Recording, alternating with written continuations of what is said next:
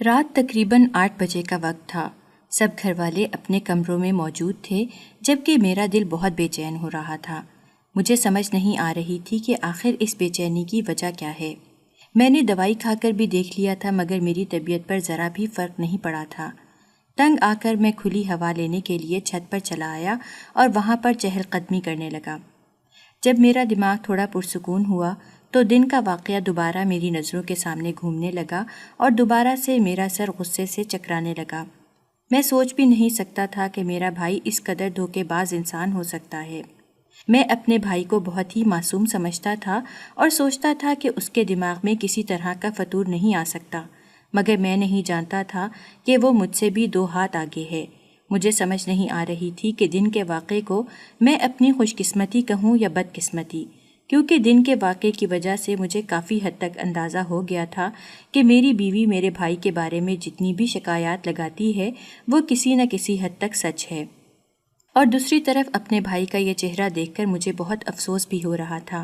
میرا بھائی تقریباً مجھ سے 3 سال چھوٹا تھا اور میری بیوی سے بھی 2 سال چھوٹا تھا، مگر اس کے باوجود بھی وہ عجیب و غریب حرکتیں کر رہا تھا۔ میں نے شام کے وقت جب اماں سے اس بارے میں بات کی تو میری بات سن کر اماں نے واویلا مچا دیا اور کہنے لگی کہ آخر تم کس طرح کے انسان ہو جو اپنے بھائی پر اس طرح کا الزام لگا رہے ہو؟ ارے تم یہ سب کہنے سے پہلے ہمیشہ ہمیشہ کے لیے خاموش کیوں نہیں ہو گئے؟ اماں کی بات سن کر مجھے بہت افسوس ہوا تھا۔ میں سوچ بھی نہیں سکتا تھا کہ وہ میرے ساتھ اس طرح کا سلوک کریں گی۔ خیر ان سے بات کرنے کا کوئی بھی فائدہ نہیں ہوا اور میں خاموشی سے اپنے کمرے میں چلا آیا۔ مجھے اندازہ تھا کہ اس گھر میں صرف میری بیوی ہی ہے جو مجھے سمجھتی ہے اور جو میرا سب سے زیادہ خیال رکھتی ہے۔ جب اس نے مجھے پریشان دیکھا تو میرے پاس آ کر بیٹھ گئی اور میرے کندھے پر ہاتھ رکھ کر مجھ سے پوچھنے لگی، کیا ہو گیا ہے؟ آپ اتنے پریشان نظر کیوں آ رہے ہیں؟ اپنی بیوی کی بات سن کر میں نے گہری سانس لی اور اسے کہا کہ دراصل مجھے اندازہ ہو گیا ہے کہ میرے بھائی کی وجہ سے پچھلے 2 سال تم نے کتنی مشکل سے گزارے ہیں۔ میری بات سن کر وہ یکدم ہی خاموش ہو گئی۔ اس نے اپنی گردن جھکا دی، اس کی آنکھوں میں دوبارہ سے آنسو بھر گئے۔ میں نے جلدی سے اس کا چہرہ بلند کیا اور اس کے آنسو صاف کرتے ہوئے اسے کہا کہ اب بس بہت ہو گیا ہے، اب تمہاری تکلیف کا مداوع کرنے جا رہا ہوں، اب ہم تمہیں ایک الگ گھر لے کر دیں گے۔ میں نے اپنے ایک دوست سے بات کر لی ہے، میرا دوست مجھے اچھے داموں میں گھر بیچنے کے لیے تیار ہو گیا ہے، بس تم دعا کرو سب کچھ خیریت سے ہو جائے۔ میری بات سن کر وہ خوشی سے اٹھی اور کہنے لگی، آپ یہیں پر بیٹھیں، میں جلدی سے شکرانے کے نفل ادا کر کے آتی ہوں۔ یہ کہہ کر وہ وضو کرنے کے لیے چلی گئی، جبکہ میں اسے دیکھ کر مسکرانے لگا۔ میں سوچ بھی نہیں سکتا تھا کہ مجھے اس قدر نیک بیوی مل سکتی ہے جو نہ صرف میرا بہت زیادہ خیال رکھے گی بلکہ اس کے ساتھ ساتھ اپنے ایمان کی بھی حفاظت کرے گی۔ یہ بات میری امی بھی اکثر مجھ سے کیا کرتی تھیں۔ میری امی مجھے کہتی تھیں کہ تمہاری بیوی تمہاری بہت عزت کرتی ہے اور تمہاری امانتوں کا بھی بہت خیال رکھتی ہے۔ اب چاہے وہ تمہاری بتائی ہوئی کوئی بات ہو یا تمہاری دی ہوئی کوئی چیز ہو، تمہاری بیوی تمہاری اجازت کے بغیر مجھے کچھ بھی نہیں بتاتی۔ ایک بار میں نے اس سے تمہارے بارے میں کچھ پوچھنے کی کوشش کی تھی تو اس نے 2 ٹوک الفاظ میں مجھے کہا تھا کہ وہ نہ تو تمہارے خلاف کوئی بات کرے گی اور نہ ہی تمہارے خلاف کوئی بات سنے گی۔ اس دن اماں کی بات سن کر مجھے بہت ہی خوشی ہوئی تھی۔ میں جب اپنے لیے ایک جیون ساتھی کے بارے میں سوچ رہا تھا تو جو سب سے پہلی چیز تھی میرے دماغ میں وہ یہی تھی کہ میں کسی ایسی لڑکی سے شادی کروں گا جو میری عزت کرنا جانتی ہوگی اور جسے میرے رازوں کی حفاظت کرنے کے بارے میں بہت اچھی طرح سے معلوم ہوگا۔ میرے اپنے دوستوں کی شادی ہو چکی تھی اور جب میں ان کی باتیں سنتا تھا تو بہت زیادہ پریشان ہو جاتا تھا۔ میرے دوست اپنی پریشانی لے کر میرے پاس آتے تھے، مجھے بتاتے تھے کہ ان کی بیویوں میں سے کوئی بھی اپنی بات دل میں نہیں رکھتی، وہ جو بھی بات انہیں بتاتے ہیں وہ جا کر آگے پھیلا دیتی ہیں۔ اس سے نہ صرف گھر میں بہت ساری لڑائیاں ہوتی ہیں بلکہ گھر سے باہر بھی بہت ساری باتیں سننے کو ملتی ہیں۔ دوستوں کی باتیں سن کر مجھے بہت زیادہ ڈر لگتا تھا کہ کہیں ایسا نہ ہو کہ مجھے بھی ایک ایسی عورت مل جائے جو پیٹ کی بہت ہلکی ہو۔ لیکن جب میری شادی اس عورت سے ہوئی تو میں نے شکرانے کے نفل ادا کیے۔ میری ماں نے بھی مجھے کہا کہ تم دنیا کے خوش قسمت ترین انسان ہو جسے ایک ایسی بیوی ملی ہے۔ ارے ایسی لڑکیوں کو ڈھونڈنے کے لیے لوگ کئی سالوں تک شادی نہیں کرتے۔ خیر زندگی بہت ہی اچھے طریقے سے گزر رہی تھی۔ کافی دنوں سے میں نوٹ کر رہا تھا کہ میری بیوی تھوڑا پریشان رہتی ہے۔ اب وہ پہلے کی طرح مجھ سے کھل کر بات نہیں کرتی تھی اور نہ ہی وہ پہلے کی طرح کھل کر ہنستی تھی۔ اس کی یہ حالت دیکھ کر مجھے شدت سے کچھ غلط ہونے کا احساس ہوتا تھا۔ میں نے ایک دو بار اس سے پوچھنے کی کوشش کی، لیکن اس نے بہت ہی خوبصورتی سے میری بات ٹال دی اور مجھے کہنے لگی کہ اگر مجھے کسی بھی قسم کی پریشانی ہوئی تو میں آپ سے ضرور رابطہ کروں گی، ابھی مجھے کوئی بھی مسئلہ نہیں ہے، میں بالکل ٹھیک ہوں۔ یہ کہتے ہوئے وہ بار بار اپنے ہاتھ مسل رہی تھی۔ میں اچھی طرح سے جانتا تھا کہ جب بھی وہ مجھ سے کوئی بات چھپاتی ہے وہ اپنے ہاتھ یوں ہی مسلتی ہے۔ صاف نظر آ رہا تھا کہ وہ مجھ سے جھوٹ بول رہی ہے اور ابھی مجھے کچھ بھی بتانا نہیں چاہ رہی۔ خیر میں نے بھی اسے زیادہ تنگ نہیں کیا اور اسے اس کے حال پر ہی چھوڑ دیا۔ مجھے اندازہ تھا کہ زیادہ عرصے تک وہ یہ بات اپنے دل میں نہیں رکھ پائے گی اور اچھی بیویوں کی طرح میرے پاس چلی آئے گی اور مجھ سے مشورہ مانگے گی۔ بالکل ایسا ہی ہوا۔ مزید 2 دن گزرے تھے کہ وہ میرے پاس آئی اور پھوٹ پھوٹ کر رونے لگی۔ بغیر کچھ کہے اسے روتا دیکھ کر میں پریشان ہو گیا۔ میں نے اس سے پوچھا کیا ہو گیا ہے، اس طرح سے کیوں رو رہی ہو؟ میری بات سن کر اس نے اپنے آنسو صاف کیے اور کہا کہ ایک بہت بڑا مسئلہ ہے، مجھے سمجھ نہیں آ رہی کہ میں آپ کو اس مسئلے کے بارے میں کیسے بتاؤں۔ مجھے یہ بھی ڈر لگ رہا ہے کہ آپ میری بات کا یقین نہیں کریں گے اور مجھے یہ بھی ڈر ہے کہ کہیں آپ مجھے غلط ہی نہ سمجھ لیں۔ میں نے اپنی بیوی کی باتوں کو تحمل سے سنا اور پھر اسے تسلی دیتے ہوئے کہا، تمہیں جو بھی بات پریشان کر رہی ہے تم مجھے وہ کھل کر بتاؤ۔ میں وعدہ کرتا ہوں کہ میں نہ تو تمہیں برا سمجھوں گا اور نہ ہی برا سوچوں گا، بلکہ میں پوری کی پوری کوشش کروں گا کہ تمہارا وہ مسئلہ حل کر سکوں۔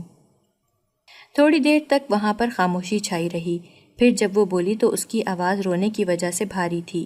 اس نے مجھے کہا کہ پچھلے کچھ دنوں سے آپ کا چھوٹا بھائی مجھے پریشان کر رہا ہے۔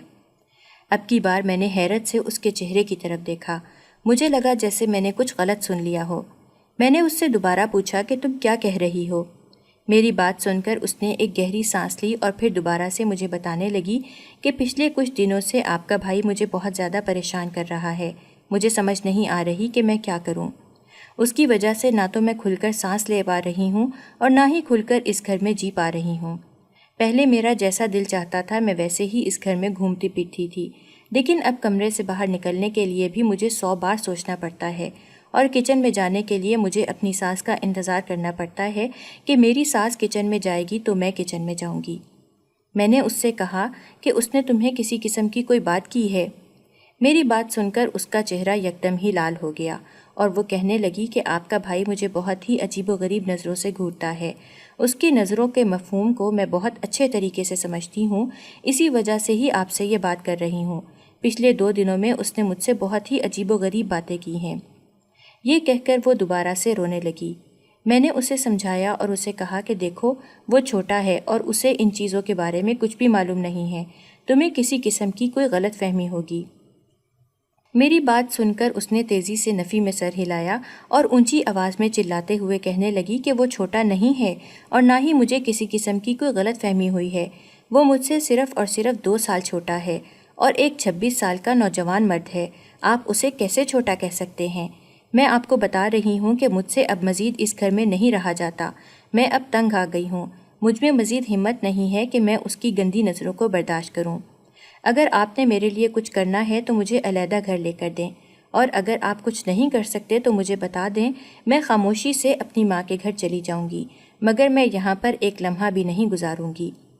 یہ کہہ کر وہ دوبارہ سے رونے لگی۔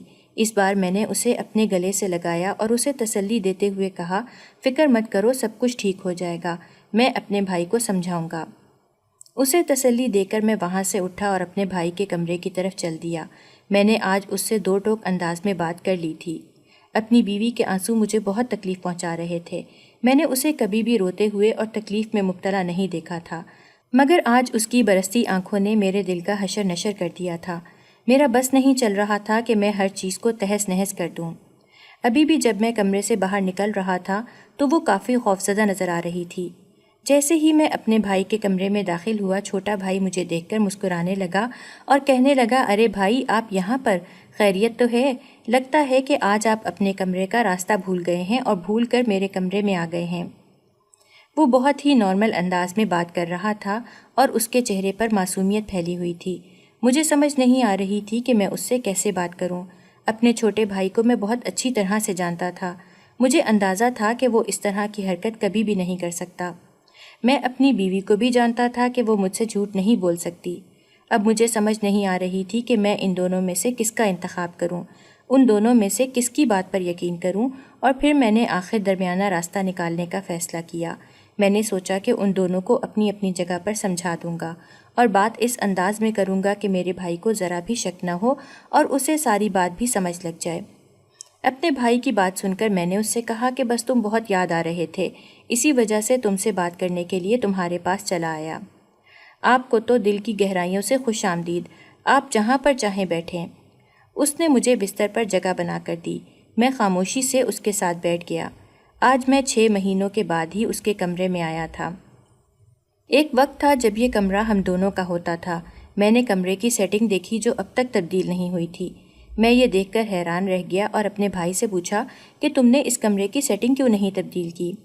میری بات سن کر اس کے چہرے پر ایک پھیکی سی مسکراہٹ پھیل گئی اور وہ مجھے کہنے لگا کہ اس سیٹنگ سے بہت ساری یادیں جڑی ہوئی تھیں۔ آپ کو پتہ ہے کہ وہ دیوار سجانے کے لیے ہم دونوں نے کتنی بحث کی تھی۔ آپ اپنا الگ ڈیزائن لے کر آ گئے جبکہ میں نے اپنا الگ ڈیزائن بنایا ہوا تھا، اور پھر ہم دونوں نے اپنا آدھا آدھا ڈیزائن اس دیوار پر لگا کر اس کا ستیہ ناش کر دیا تھا۔ یہ کہہ کر وہ کھلکھلا کر ہنسنے لگا۔ اسے ہنستا دیکھ کر میرے چہرے پر بھی مسکراہٹ پھیل گئی۔ اچانک ہی اس نے میری نظروں کے سامنے چٹکی کاٹی۔ میں جلدی سے ہوش کی دنیا میں آیا۔ وہ پریشانی سے میرے چہرے کی طرف دیکھنے لگا اور کہنے لگا، لگتا ہے کہ آپ تھوڑے سے پریشان ہیں۔ میں نے ایک گہری سانس لی اور اسے کہا کہ ہاں، میں اپنی بیوی کی وجہ سے بہت زیادہ پریشان ہوں۔ تمہیں تو پتہ ہے کہ وہ پردے کی کتنی زیادہ پابند ہے اور چھوٹی چھوٹی باتوں پر وہ بہت زیادہ گھبرا جاتی ہے۔ میری بات سن کر اس کے چہرے پر ایک سایہ آ کر لہرایا۔ پہلے وہ میری آنکھوں میں دیکھ رہا تھا، لیکن اب اس نے مجھ سے نظریں چرا لی تھیں۔ اس بات کو میں نے شدت سے نوٹ کیا تھا۔ میں نے اسے بازو سے پکڑ کر اپنی طرف متوجہ کیا اور اسے کہا کہ میں تم سے اس بارے میں بات کر رہا ہوں۔ اب کی بار وہ تھوڑا سا مسکرایا اور کہنے لگا، جی بھائی، میں آپ کی بات سن رہا ہوں۔ آپ بھابھی کے بارے میں بات کر رہے تھے۔ آپ مجھے بتائیں کہ میں اس سلسلے میں آپ کی کیا مدد کر سکتا ہوں۔ میں نے اسے کہا کہ تمہیں تو اندازہ ہے کہ میں پورا دن آفس سے باہر ہوتا ہوں اور تم ہی ہو جو پورا دن گھر پر موجود ہوتے ہو، تو وہ کمرے سے باہر نکلتے ہوئے ہچکچاتی ہے۔ وہ کہتی ہے کہ اسے تمہارے سامنے باہر نکلتے ہوئے شرم محسوس ہوتی ہے۔ اگر تم اس بات کا تھوڑا سا احساس کرو تو میں تمہارا بہت زیادہ شکر گزار ہوں گا۔ اب کی بار اس کے چہرے پر غصے کے تاثرات نمودار ہو گئے۔ میں نے اسے کہا کہ میرا مقصد تمہیں غصہ دلانا یا تمہیں پریشان کرنا نہیں ہے، بلکہ میں تم سے ایک چھوٹی سی درخواست لے کر رہا ہوں۔ تم فکر مت کرو، تمہیں یہ زحمت زیادہ عرصے تک نہیں اٹھانا پڑے گی۔ میں بہت جلد ہی اس کے لیے دوسرے گھر کا انتظام کر لوں گا۔ اب کی بار وہ جلدی سے بول اٹھا، میں اب احتیاط کروں گا اور کوشش کروں گا کہ میں ان کے سامنے بالکل بھی نہ جاؤں۔ ہو سکتا ہے اس وجہ سے آپ کی بیوی کو تھوڑا سا سکون مل جائے۔ آخری بات اس نے بہت ہی عجیب و غریب لہجے میں کی تھی۔ اس کے لہجے میں غصہ بھی تھا اور نفرت بھی تھی۔ یہی وجہ تھی کہ مجھے بھی غصہ آ گیا تھا۔ میں زیادہ دیر تک اس کے پاس نہیں بیٹھ سکا اور خاموشی سے اٹھ کر اپنے کمرے میں چلا آیا۔ کمرے میں جا کر میں نے اپنی بیوی کو کہا کہ تمہارا مسئلہ میں نے حل کر دیا ہے، اب تمہیں فکر مند ہونے کی ضرورت نہیں ہے۔ نہ تو وہ تمہیں عجیب و غریب نظروں سے گھورے گا اور نہ ہی وہ میری غیر موجودگی میں زیادہ اپنے کمرے سے باہر نکلے گا۔ تم اب کھلے عام ہی اس گھر میں گھوم سکتی ہو اور جہاں چاہے وہاں پر جا سکتی ہو، کوئی بھی تمہیں پریشان کرنے والا نہیں ہوگا۔ لیکن اگر اس کے باوجود بھی تمہیں لگے کہ تم کسی بھی مسئلے میں پھنسی ہوئی ہو تو تم مجھے بتا سکتی ہو۔ اب پہلے کی طرح تم کھلے عام اس گھر میں گھوم پھر سکتی ہو۔ میری بات سن کر وہ بے یقینی سے میرے چہرے کی طرف دیکھنے لگی اور بچوں کی طرح خوش ہوتے ہوئے مجھ سے پوچھنے لگی کہ آپ ٹھیک کہہ رہے ہیں، کیا ایسا ہی ہوگا؟ کیا میں پہلے کی طرح اس گھر میں رہ سکتی ہوں؟ میں نے اسے یقین دلایا اور اسے مطمئن کر کے خاموشی سے کمرے سے باہر نکل آیا۔ اس کی ذرا سی بات پر خوش ہو جانا مجھے بہت زیادہ سکون پہنچا رہا تھا۔ دوسری طرف میرے دل میں کہیں نہ کہیں اپنے بھائی کے لیے بھی گرا لگ گئی تھی کہ وہ واقعی ٹھیک انسان نہیں ہے، اور اب میں نہ چاہتے ہوئے بھی اس کی حرکتوں پر نظر رکھنے لگا تھا۔ اب جب بھی گھر کے اندر داخل ہوتا یا گھر کے اندر چکر لگا رہا ہوتا تو وہ میری نظروں کے دائرے میں ہی ہوتا تھا۔ اس سارے عرصے کے دوران میں نے ایک بار بھی اسے اپنے کمرے کی طرف جاتے ہوئے نہیں دیکھا، جس کی وجہ سے میں کافی حد تک مطمئن ہو گیا۔ مجھے اندازہ ہو گیا تھا کہ اسے میرے باتوں کی سمجھ لگ گئی ہے، لیکن میں نہیں جانتا تھا کہ یہ صرف اور صرف میری غلط فہمی ہے، بلکہ ایک قیامت تو ابھی آنے والی ہے۔ اور جس کے آنے کے بعد سب کچھ تہس نہس ہو جائے گا، کوئی بھی چیز اپنی جگہ پر نہیں رہے گی۔ اس دن میں گھر کے اندر داخل ہوا تو گہری خاموشی نے میرا استقبال کیا۔ میں حیران ہو گیا کہ اس قدر خاموشی کیوں ہے، سب گھر والے کہاں پر گئے ہوئے ہیں۔ یہی سوچتے سوچتے لاؤنج کے اندر چلا گیا۔ اچانک ہی مجھے اپنے کمرے سے اپنی بیوی کے رونے کی آوازیں سنائی دینے لگیں۔ اس کے رونے کی آواز سن کر میں بہت زیادہ گھبرا گیا۔ مجھے شدت سے کچھ غلط ہونے کا احساس ہوا۔ ہزاروں طرح کے وسوسے تھے جو مجھے پریشان کرنے لگے تھے۔ میں تیزی سے اپنے کمرے کے اندر داخل ہوا اور سامنے کا منظر دیکھ کر مجھے لگا کہ میرے قدموں کے نیچے سے زمین نکل گئی ہو۔ میرا بھائی قریب ہی کھڑا چلا رہا تھا جبکہ وہ زمین پر بیٹھی پھوٹ پھوٹ کر رو رہی تھی۔ نہ جانے وہ اسے کیا کہہ رہا تھا، مجھے اس کی کوئی بھی بات سمجھ میں نہیں آ رہی تھی، لیکن مجھے اتنا اندازہ ہو گیا تھا کہ وہ میری بیوی کو ہراساں کرنے کی کوشش کر رہا ہے۔ اچانک ہی میرے بھائی کی نظر مجھ پر پڑی۔ وہ یکدم ہی خوفزدہ ہو گیا اور تیزی سے کمرے سے باہر نکل گیا۔ میں فی الحال اس کے پیچھے نہیں گیا اور اپنی بیوی کے پاس چلا گیا اور اسے تسلی دیتے ہوئے کہنے لگا کہ تمہیں فکر مند ہونے کی ضرورت نہیں ہے، اب میں تمہارا ہر طرح کا مطالبہ ماننے کے لیے تیار ہوں۔ اب میں تم سے کسی طرح کی بحث نہیں کروں گا اور نہ ہی میں تمہیں کچھ سمجھاؤں گا، کیونکہ مجھے اندازہ ہو گیا ہے کہ یہ انسان اس قابل ہی نہیں ہے کہ اس پر دوبارہ بھروسہ کیا جائے۔ مجھے بہت افسوس ہے کہ میں ایک ایسے انسان کا بھائی ہوں۔ میں اپنی بیوی سے معافی مانگنے لگا اور اس کے سامنے ہاتھ جوڑ دیے۔ میری بیوی نے تیزی سے میرے ہاتھ پکڑے اور مجھے کہنے لگی، اس میں آپ کا کوئی قصور نہیں ہے، وہ آپ کا بھائی ہے اور مجھے پتا تھا کہ آپ کو اپنے بھائی پر کبھی بھی شک نہیں ہوگا۔ اسی وجہ سے ہی میں نے زیادہ اصرار نہیں کیا تھا اور آپ کو زیادہ تنگ نہیں کیا تھا۔ میں چاہتی تھی کہ ایک دن آپ سب کچھ اپنی آنکھوں سے دیکھیں اور آپ کو اندازہ ہو جائے کہ آپ کی بیوی کس قدر تکلیف میں مبتلا ہے۔ اس دن آپ کے بھائی نے آپ کو تسلی دی تھی اور کہا تھا کہ وہ مجھے پریشان نہیں کرے گا۔ میں بھی آپ کی بات سن کر کافی حد تک مطمئن ہو گئی تھی، کیونکہ مجھے لگا تھا کہ وہ اپنے بڑے بھائی کی بات مان لے گا، مگر ایسا نہیں ہوا تھا۔ اگلے ہی دن وہ دوبارہ سے مجھے پریشان کرنے لگا تھا۔ اس نے دوبارہ سے مجھے ہراساں کرنے کی کوشش کی تھی، یہاں تک کہ اس نے مجھے یہ بھی دھمکی دی تھی کہ اگر میں نے آپ کو دوبارہ کچھ بھی بتانے کی کوشش کی تو وہ میرے ساتھ بہت برا سلوک کرے گا اور مجھے اس گھر سے بھی نکال دے گا۔ اپنی بیوی کی بات سن کر میرا دماغ غصے سے کھولنے لگا۔ میں سوچ بھی نہیں سکتا تھا کہ وہ انسان اس قدر گھٹیا ہو سکتا ہے۔ میں نے اسے تسلی دی اور تیزی سے اپنی ماں کے کمرے میں چلا گیا۔ میں نے اپنی ماں کو جب اس سب کے بارے میں بتایا تو میری ماں مجھ پر غصہ کرنے لگی اور کہنے لگی کہ تم کس طرح کے انسان ہو جو اپنے بھائی پر اس طرح کا الزام لگا رہے ہو۔ مجھے ہرگز بھی امید نہیں تھی کہ تم اپنی بیوی کی وجہ سے اپنے بھائی کو برا بھلا کہو گے۔ میری ماں نے مجھے بہت زیادہ مایوس کیا تھا۔ مجھے یہ لگ رہا تھا کہ وہ ہم دونوں کی بات پر یقین کرے گی، لیکن وہ ہمیشہ کی طرح اپنے چھوٹے بیٹے کا ساتھ دے رہی تھی۔ ماں یہ ماننے کے لیے تیار ہی نہیں تھی کہ ان کا چھوٹا بیٹا کبھی اس طرح کی حرکت کر سکتا ہے۔ اور پھر شام کے وقت میں دوبارہ سے اپنی بیوی کے پاس آیا اور اسے خوشخبری سناتے ہوئے کہا کہ میں نے اپنے دوست سے بات کر لی ہے، اگلے ہی دن وہ میرے لیے گھر کا بندوبست کر دے گا۔ میری بات سن کر میری بیوی بچوں کی طرح خوش ہو گئی تھی اور اسے خوش ہوتے دیکھ کر مجھے بھی بہت زیادہ سکون ملا تھا۔ دوسری طرف میرا بھائی مجھ سے نظریں بھی نہیں ملا پا رہا تھا۔ مجھے اندازہ تھا کہ اب وہ دوبارہ کبھی بھی میرے پاس آ کر مجھ سے بات کرنے کی کوشش نہیں کرے گا، اور مجھے یہ بھی اندازہ تھا کہ اس میں اتنی ہمت نہیں ہے کہ وہ مجھ سے اپنے کیے کی معافی مانگ سکے۔ میں نے بھی اپنے بھائی کی طرف کوئی توجہ نہیں دی تھی۔ کم از کم میں اتنا بے غیرت انسان نہیں تھا جو اپنی بیوی کے ساتھ اتنا سب کچھ ہونے کے بعد بھی اپنے بھائی کو پیار سے بلاتا اور اسے گلے لگاتا۔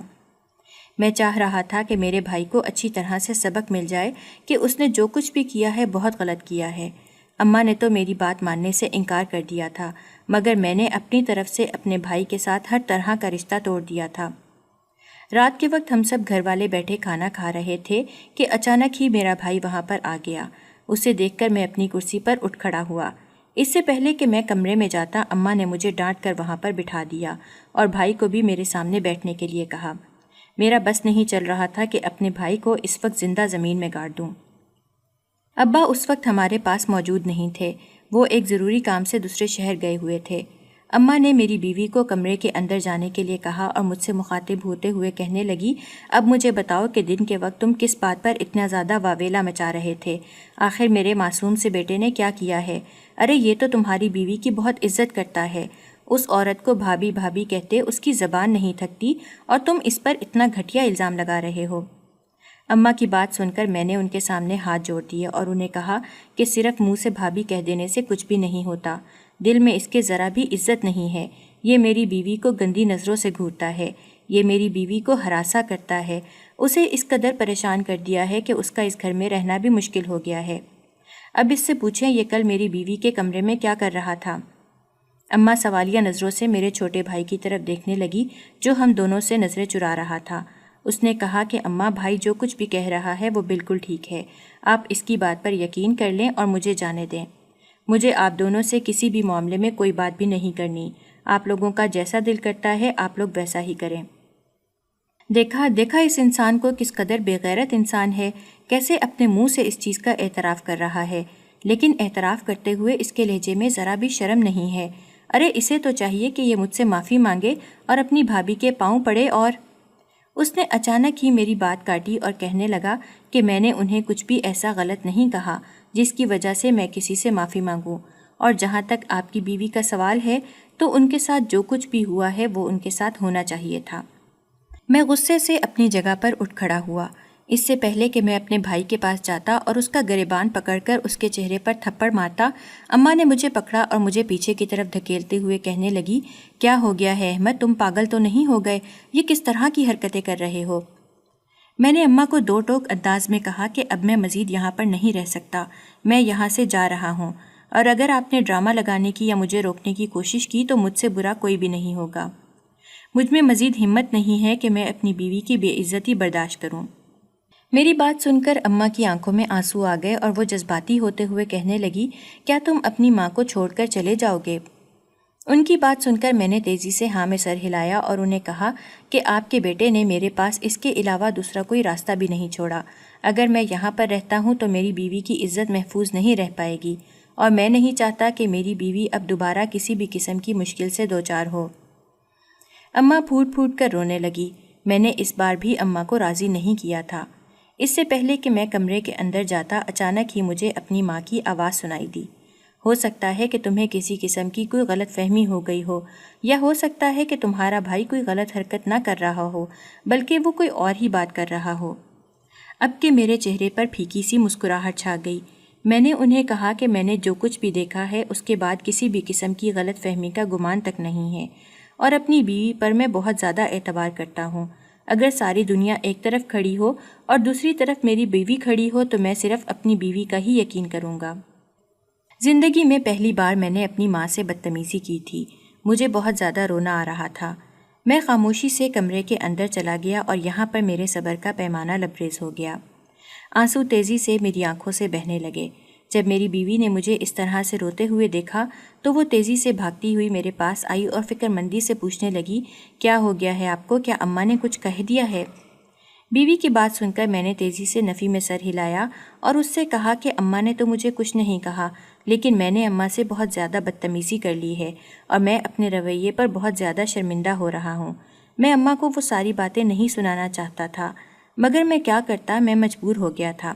میرے چھوٹے بھائی نے مجھے کسی قابل نہیں چھوڑا اور نہ ہی اس نے مجھے سوچنے سمجھنے کے لائق چھوڑا ہے۔ اب تم ہی مجھے بتاؤ کہ ایک انسان جو میری بیوی کی عزت خراب کرنے کی کوشش کر رہا ہے، بلا شبہ وہ میرا بھائی ہے، لیکن میں اس سے کیسے عزت سے پیش آ سکتا ہوں؟ میں اس کی کیسے حوصلہ افزائی کر سکتا ہوں؟ میں اسے کیسے یہ اجازت دے سکتا ہوں کہ وہ میرے ہوتے ہوئے یہ سب کچھ کرے؟ میری بیوی مجھے پرسکون کرنے لگی اور مجھے کہنے لگی، میں آپ کے دل کی حالت کو بہت اچھی طرح سے سمجھ سکتی ہوں۔ میں جانتی ہوں کہ اس وقت آپ کا دل بہت زیادہ دکھی ہے۔ میں آپ کو ایک بات کہہ دیتی ہوں کہ آپ اپنی ماں سے جا کر معافی مانگ لیں اور ان سے ایک بار تفصیل سے اس بارے میں بات کریں اور انہیں اپنا موقف سمجھانے کی کوشش کریں۔ میں نے ایک گہری سانس لی اور اسے کہا کہ اب اماں میری کوئی بھی بات سننے اور سمجھنے کے لیے تیار ہی نہیں ہے۔ انہیں اپنے چھوٹے بیٹے پر بہت زیادہ بھروسہ ہے۔ انہیں لگ رہا ہے کہ مجھے کوئی غلط فہمی ہو گئی ہے یا تم جھوٹ بول رہی ہو، مگر میں جانتا ہوں کہ تم مجھ سے کبھی بھی جھوٹ نہیں بول سکتی۔ تم سے زیادہ سچی عورت میں نے اپنی ساری زندگی میں نہیں دیکھی۔ خدا کے لیے میرا یہ یقین کبھی نہ توڑنا۔ میں نے اپنی بیوی کا ہاتھ پکڑا اور اس سے وعدہ لیا، میری بیوی نے مجھے یقین دہانی کرائی اور مجھ سے وعدہ کیا کہ وہ کبھی بھی مجھے شکایت کا موقع نہیں دے گی اور نہ ہی وہ کبھی اس طرح کی حرکت کرے گی کہ جس سے میرا سر شرمندگی سے جھک جائے۔ کافی زیادہ رات ہو گئی تھی، مگر اس کے باوجود بھی ہم نے اپنی لازمی پیکنگ کرنی تھی کہ ہم نے صبح صبح یہاں سے نکلنا تھا۔ اب میں یہاں پر مزید ایک لمحہ بھی نہیں گزارنا چاہتا تھا۔ میں نے اپنی بیوی کو کہا کہ صبح 5 بجے ہی ہم یہاں سے چلے جائیں گے۔ وہ حیران رہ گئی اور مجھے کہنے لگی کہ آپ اپنی اماں سے نہیں ملیں گے؟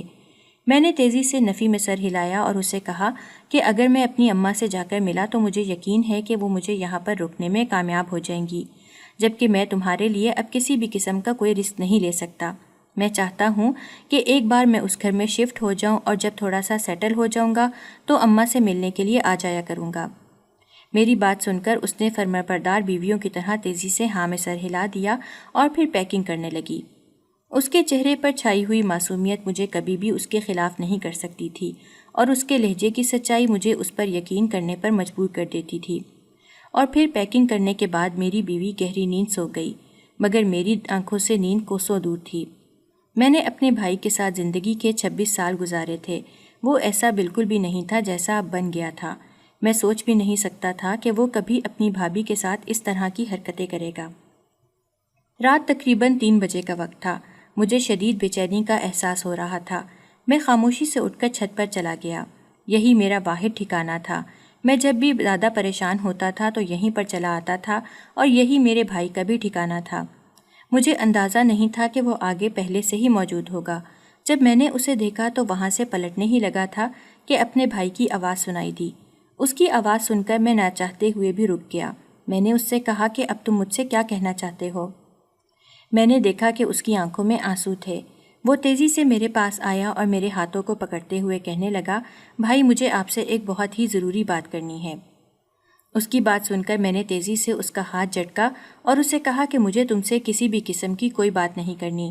مجھے اندازہ ہے کہ تم باتیں کرنے میں بہت زیادہ ماہر ہو اور تم ہمیشہ کی طرح مجھے اپنی باتوں کے جال میں پھنسا لوگے، جبکہ اس بار میں نے تم پر بالکل بھی یقین نہیں کرنا ہے۔ یہ کہہ کر میں خاموشی سے نیچے چلا گیا۔ میری آنکھوں سے آنسو تواتر بہہ رہے تھے۔ مجھے اپنے دل میں شدید تکلیف کا احساس ہو رہا تھا۔ وہ شخص جس کے ساتھ میں نے اپنی زندگی کا ایک ایک لمحہ گزارا تھا، اپنی زندگی کا ایک ایک خوبصورت حصہ بانٹا تھا، اب وہی شخص میرے رقیبوں میں شمار ہونے لگا تھا۔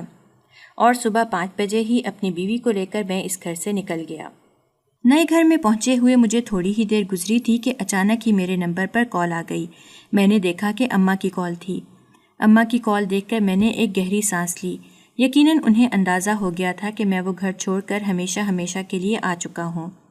میں نے ان کی کال اٹھائی تو وہ روتے ہوئے کہنے لگیں، بیٹا تمہیں ایک بہت بڑی غلط فہمی ہوئی ہے، تم ایک بار مجھ سے ملنے کے لیے آؤ، میں تمہیں ساری حقیقت کے بارے میں بتا دوں گی، یا تو تم مجھے اپنے گھر کا ایڈریس دے دو، میں وہاں پر آ کر تم سے مل لیتی ہوں اور تمہیں بتاتی ہوں۔ ان کی بات سن کر میں نے انہیں کہا کہ اب میں نے آپ لوگوں میں سے کسی کی بھی بات نہیں سننی۔ مجھے اچھی طرح سے اندازہ ہے کہ آپ لوگ مجھے بیوقوف بنانا چاہ رہے ہیں اور دوبارہ سے اسی جال میں پھنسانا چاہ رہے ہیں جس جال سے میں بڑی مشکل سے نکلا ہوں۔ اب میں اپنی ایک نئی زندگی کی شروعات کرنے جا رہا ہوں اور میں اپنی بیوی کو بہت ساری خوشیاں دینے جا رہا ہوں۔ میں نہیں چاہتا کہ ہماری ان خوشیوں میں اب کوئی اور شریک ہو۔ میں بھول گیا تھا کہ اس وقت میں جس عورت سے بات کر رہا ہوں اس عورت نے مجھے پیدا کیا ہے اور اس عورت کا بھی ایک درجہ ہے جو بیوی سے کہیں زیادہ ہے۔ مجھے کم از کم ان کی ایک بات تو سن ہی لینی چاہیے، مگر میں ان کی کوئی بھی بات نہیں سن رہا تھا۔ اچانک ہی میری بیوی نے میرے کندھے پر ہاتھ رکھا اور مجھے کال کاٹنے کا کہا۔ میں حیران رہ گیا۔ زندگی میں پہلی بار اس نے مجھے اس طرح کا کام کہا تھا، ورنہ وہ ہمیشہ ہی مجھے اپنی ماں سے باتیں کرنے کی تلقین کرتی تھی اور ہمیشہ ہی مجھے ہدایت کرتی تھی کہ چاہے میں جتنا بھی غصے میں کیوں نہ ہوں لیکن اپنی ماں سے مجھے اچھے لہجے میں ہی بات کرنی چاہیے۔ میں نے خاموشی سے کال کاٹ دی۔ وہ میری طرف متوجہ ہوئی اور مجھے کہنے لگی، میں جانتی ہوں کہ آپ کا اپنے گھر والوں کے ساتھ بہت اچھا وقت گزرا ہے، مگر مجھے بھی میرے والدین نے آپ پر بھروسہ کر کے آپ کے حوالے کیا ہے۔ آپ کا حق بنتا ہے کہ آپ میری بھی خوشیوں کا خیال کریں۔ میں نے وہاں پر 2 سال بہت ہی مشکل سے گزارے، لیکن میں چاہتی ہوں کہ اب میں اپنی زندگی بہت ہی پرسکون انداز میں گزاروں۔ میری زندگی میں آپ ہوں، میں ہوں اور ہمارے چھوٹے چھوٹے بچے ہوں۔ اس کے علاوہ میں اپنی زندگی میں کسی بھی قسم کی دخل اندازی نہیں چاہتی۔ اس نے یہ بات بہت ہی عجیب لہجے میں اور دو ٹوک انداز میں کہی تھی۔ اس کا لہجہ سن کر ایک لمحے کے لیے تو میں خود بھی حیران رہ گیا کہ یہ میری بیوی ہی بات کر رہی ہے، اور پھر یکدم ہی اس کے حالات بدلنے لگے۔ پہلے وہ بہت زیادہ پردے والی اور نمازی ہوتی تھی، لیکن اب اس نے پردہ بھی چھوڑ دیا تھا، اور اب تو میں نے اسے کبھی نماز پڑھتے ہوئے بھی نہیں دیکھا تھا۔ جب میں اس سے اس بارے میں پوچھتا تو وہ مجھے کہتی کہ میں نے پہلے ہی نماز پڑھ لی تھی۔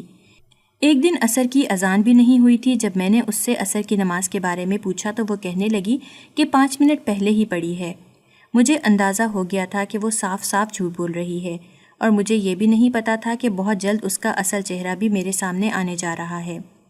میں جس عورت پر بہت زیادہ بھروسہ کرتا تھا، جس عورت کو اپنا سب کچھ مانتا تھا، اور جس عورت کی وجہ سے میں نے اپنی ماں سے بدتمیزی کی تھی، اس عورت نے مجھے خود سے ہی نظریں ملانے کے قابل نہیں چھوڑا تھا۔ میں پچھتا رہا تھا کہ کم از کم مجھے ایک بار اپنی ماں کی یا اپنے بھائی کی بات سن ہی لینی چاہیے تھی۔ اگر میں ان کی بات سن لیتا تو یہ نوبت کبھی بھی نہیں آتی۔ میری بیوی کی سالگرہ تھی۔ میں جانتا تھا کہ اسے سالگرہ منانے کا بہت شوق ہے۔ میں نے اس کے لیے ایک بہت ہی خوبصورت تحفہ خریدا اور اسے سرپرائز دینے کے لیے جلدی ہی گھر پہنچ گیا۔ میرے پاس ایک ڈپلیکیٹ چابی تھی جس کے ذریعے میں گھر کے اندر داخل ہوا، لیکن جب میں اپنے کمرے میں گیا تو سامنے کا منظر دیکھ کر مجھے لگا کہ میرے قدموں کے نیچے سے زمین نکل گئی ہو۔ سامنے ایک غیر مرد اس کے ساتھ موجود تھا، اور وہ دونوں اس وقت مناسب حالت میں بالکل بھی نہیں تھے۔ اس سے پہلے کہ میں اس مرد کی طرف جاتا اور اسے پیٹتا، وہ مجھے کہنے لگا، اپنی جسم فروش بیوی کو سنبھالو، میرا کوئی بھی قصور نہیں ہے۔ اور تب مجھ پر یہ راز آشکار ہوا کہ میرا بھائی اسے ہراساں نہیں کرتا تھا، بلکہ میرے بھائی نے ایک بار اسے گناہ کرتے ہوئے دیکھ لیا تھا، اور میرا بھائی صرف اور صرف اسے سمجھاتا تھا۔ لیکن اس نے میرے بھائی کی بات سمجھنے کے بجائے اس پر الزام لگا دیا تھا۔ میرا بھائی جانتا تھا کہ میں اپنی بیوی پر بہت زیادہ بھروسہ کرتا ہوں، اس لیے وہ مجھے کچھ بھی بتاتے ہوئے گھبراتا تھا کہ کہیں ایسا نہ ہو کہ میں اس سے ناراض ہو جاؤں۔ ان ساری باتوں کے بارے میں مجھے میری بیوی نے اپنے منہ سے بتایا تھا، اور پھر وہ میرا مذاق بناتے ہوئے کہنے لگی کہ میں سوچ بھی نہیں سکتی تھی کہ تم اس قدر بے وقوف اور بزدل انسان ہو سکتے ہو۔ مجھ میں مزید برداشت نہیں تھی۔ میں نے اسی وقت ہی اسے طلاق دے دی۔ وہ بھی خاموشی سے گھر چھوڑ کر چلی گئی، کیونکہ ایسی عورت کا ایک مرد کے ساتھ ہرگز بھی گزارا نہیں ہو سکتا تھا۔ میں خاموشی سے اپنے گھر چلا گیا اور اپنی ماں کے قدموں میں گر کر پھوٹ پھوٹ کر رونے لگا۔ میں نے اپنی ماں سے اپنے کیے کی معافی مانگ لی۔ میری ماں نے مجھے معاف کر دیا تھا۔ انہوں نے کہا تھا کہ اس میں تمہاری کوئی بھی غلطی نہیں ہے، اس لڑکی سے شادی میں نے اپنی مرضی سے کروائی تھی، مگر میں نہیں جانتی تھی کہ وہ اس قدر بدبخت نکلے گی۔ میں نے اپنے بھائی سے بھی معافی مانگ لی تھی، اور مجھے اندازہ ہو گیا تھا کہ آنکھیں بند کر کے ایک انسان پر بھروسہ کرنا بعض اوقات انسان کو بہت بری طرح سے توڑ دیتا ہے۔ انسان کو بھروسہ تو کرنا چاہیے، لیکن اس کے ساتھ ساتھ اپنی آنکھیں بھی کھلی رکھنی چاہیے۔